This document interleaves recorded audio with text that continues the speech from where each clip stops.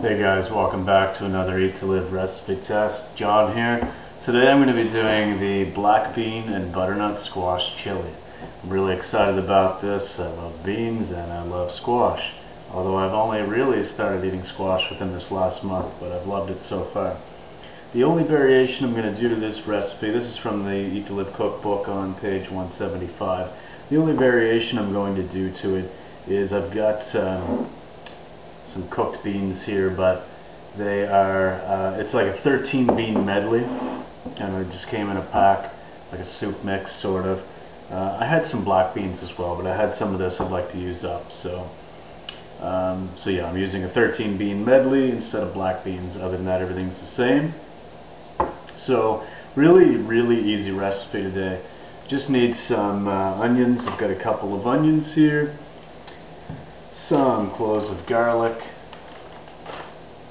some butternut squash, a bunch of Swiss chard, some beans of course, diced tomatoes. I'm just going to throw this whole can in there, even though it really only calls for 1.5 cups, whatever.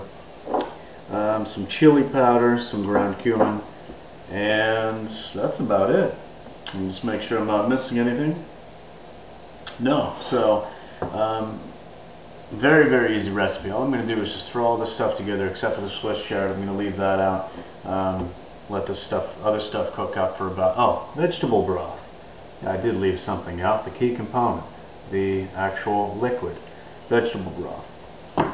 So, and I'm using this Imagine organic vegetable broth we just got from the grocery store. Didn't make my own for this recipe, although you could certainly do that as well, but this is a low sodium one as well. So all I'm going to do is just combine everything except for the greens, cook it for about 20 minutes, add the greens in afterwards. So I'll show you once I've got it on the go here. Alright, so I've got everything in the pot here. Just starting to let it boil away a little bit. And I've got to say, it's looking pretty damn good so far. Very thick, very hearty. So I can't wait for that to kind of all cook up, and then add the Swiss chard to that and see what it looks like. I'll be back. Alright guys, so I'm back, and so I let everything simmer and cook up for about 20-25 minutes. The squash is nice and soft now. Everything is really cooked up nicely, so I added the Swiss chard to that as well. I'll let that go for another couple of minutes. What I've noticed about this is that just because of the nature of the ingredients that are in it, it's just extremely colorful, and I absolutely love the look of this. It's a little bit more watery than I thought it would be, than I'm used to in a traditional chili, but that could also be because I did add more of the diced tomato than was called for. So I mean, whatever, if it's a little bit more watery, that's not a problem at all. It's going to taste amazing. And yeah, this just looks great. I'm really excited about this. So I'm going to let this go for about another 5 minutes just to soften up those greens, and then I'll turn it off and just kind of let it come together for a few minutes, and then I'll give it a taste test and let you guys know what I think. Alright guys, so again, really easy recipe today.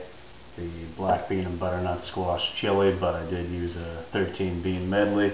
This is what it looks like. I don't know how well you can see that, but it looks and smells amazing. So I'm going to give it a little bit of a taste test here. Hopefully not burn my mouth, because it is really hot.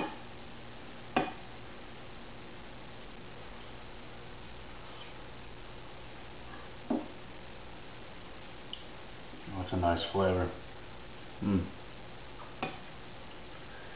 Yeah, the mix of the beans and the squash with that tomatoey base, a little bit of greens in there, that's a nice flavor for sure.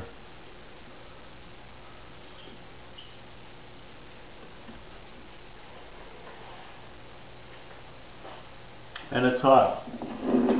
Alright, but too big of a spoonful. Alright. Obviously this is going to be very low sodium. I'll just read off a little bit of what it says it's supposed to be per serving. It might vary slightly because I did use some different beans, but should be around 380 calories per serving. Should be 24 grams of protein per serving, so no issues there. 68 grams of carb, 4 grams of fat.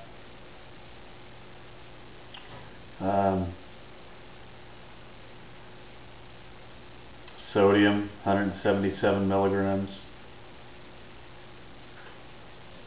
Tons of fiber, 19 grams. Vitamin C is good. Everything's good.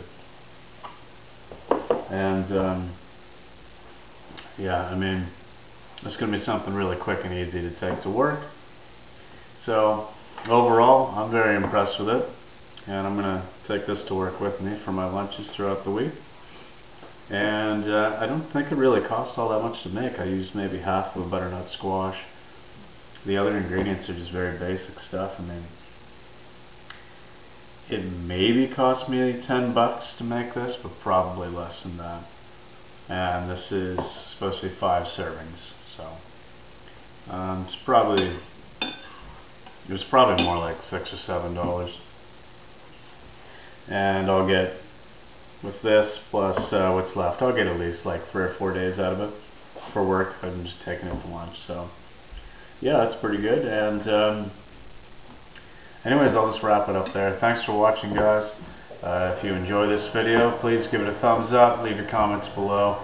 I do have another suggestion from Aaron B. Vegan, and I am going to work with that one hopefully next video. But if you do have suggestions for recipes you'd like me to check out and test on here, certainly leave it in the comments below, and I'll do what I can, provided I can get all the ingredients. But thanks for watching. Till next time, guys. Bye.